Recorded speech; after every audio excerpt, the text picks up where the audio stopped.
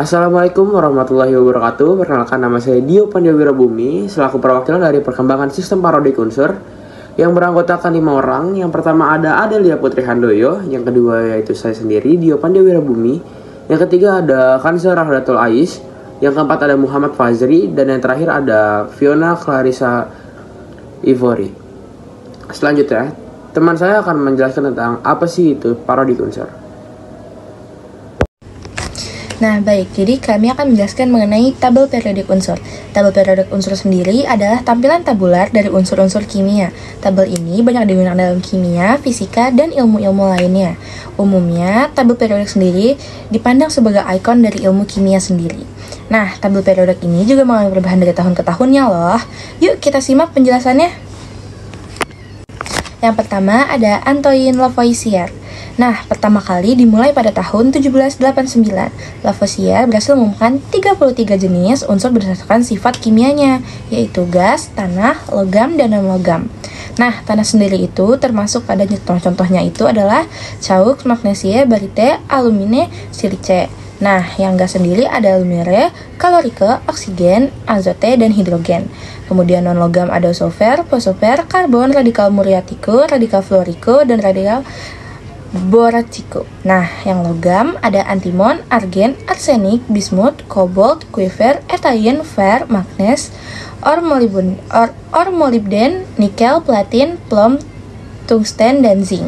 Nah, kelebihan dari teori Lavoisier sendiri sudah menemukan 33 unsur berdasarkan sifat kimianya, sehingga dapat dijadikan referensi bagi ilmuwan setelahnya. Sedangkan kekurangannya adalah pengelompokannya sendiri cenderung masih terlalu umum, sehingga belum bisa mendetail lebih jauh lagi mengenai unsur-unsur yang sudah ada. Oke, yang kedua ada Johann Wolfgang. Nah, pada tahun 1817 ada seorang ilmuwan dari Jerman bernama Wolfgang Dobereiner mengelompokkan unsur sesuai dengan kenaikan massa dan persamaan sifatnya. Syarat dari triad ini ialah massa unsur yang di tengah merupakan unsur awal dan akhirnya. Nah, di belakang saya ini ada salah satu contoh tabel daftar unsur triad Dobereiner. Nah, triad Dobereiner ini punya kelebihan. Apa sih kelebihannya? Kelebihannya itu dia mempunyai keteraturan setiap unsur yang sifatnya mirip massa atom. Unsur yang kedua atau di tengah merupakan massa atom rata-rata di massa atom yang pertama dan ketiga. Nah, ada juga kekurangannya. Kalau kekurangannya dia itu kurang efisien. Ada beberapa unsur lain yang tidak termasuk dalam kelompok triad, padahal sifatnya sama dengan unsur di dalam kelompok triad tersebut. Baik, sesuai dengan PowerPoint yang dibuat, pada tahun 1864 seorang kimiawan dari Inggris, John Newlands, mengelompokkan atom dari kenaikan massa atom relatif. Newlands berhasil mendapatkan bahwa unsur ke-8 sama dengan unsur ke-1 dan unsur ke-9 sama dengan unsur ke-2, begitu seterusnya. Namun, kelemahannya adalah hanya berlaku untuk atom yang kecil saja. Kemudian dari PowerPoint terdapat tabel yang dapat kita lihat tentang sistem periodik pada masa tersebut. Kekurangannya dalam kenyataannya ditemukan beberapa oktav yang memiliki unsur di atas 8, sehingga penggolongan ini tidak cocok untuk unsur yang massa atomnya sangat besar. Kelebihannya yaitu berkat adanya teori Newlands ini mengenai sistem periodik unsur, ilmuwan menjadi paham bahwa suatu unsur dapat diklasifikasikan sedemikian sesuai dengan konfigurasi elektronnya. Tokoh perkembangan sistem periodik unsur yang dilakukan oleh Dmitri Mendeleev dan Lothar Meyer. Ditemukannya unsur oktav mendorong Mendeleev dan Lothar untuk meneliti kembali hubungan massa, atom, dan sifatnya. Penelitian yang kedua ini berfokus pada perbedaan besaran. Mendeleev meneliti hubungan massa dan sifat-sifat kimianya, sedangkan Lothar meneliti hubungan massa dan sifat-sifat fisikanya.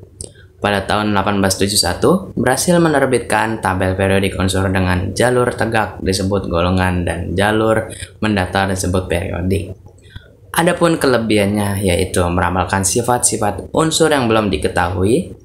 Pada perkembangan selanjutnya, beberapa unsur yang ditemukan ternyata cocok dengan prediksi Mendeleev. Adapun kekurangannya itu adanya unsur-unsur yang tidak mempunyai kesamaan dan sifat dimasukkan dalam satu golongan. Misalnya Cu dan Ag ditempatkan dengan unsur litium, natrium, kalium, rubidium, dan cesium. Nah, selanjutnya ini ada Henry Moseley.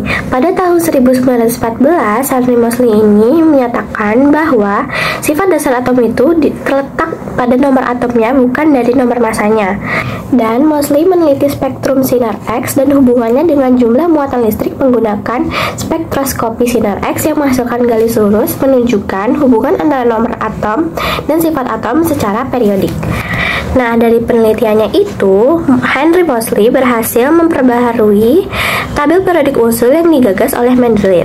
Nah, tabel periodik milik Henry ini tuh terdapat dua lajur. Yang pertama itu lajur mendatar disebut periode dan lajur tegak disebut golongan. Nah, tabel periodik inilah yang biasanya kalian lihat atau biasanya kita sering pakai untuk menghafalkan tabel periodik di buku-buku kimia. Berikut adalah contoh dari tabel periodik Henry Moseley. Segitu dulu penjelasan dari kelompok kami. Kalian masih bertanya-tanya nggak nih gimana sih perkembangan sistem periodik unsur dari awal hingga sekarang? Semoga video ini membantu untuk kalian semua ya. Sekian, terima kasih.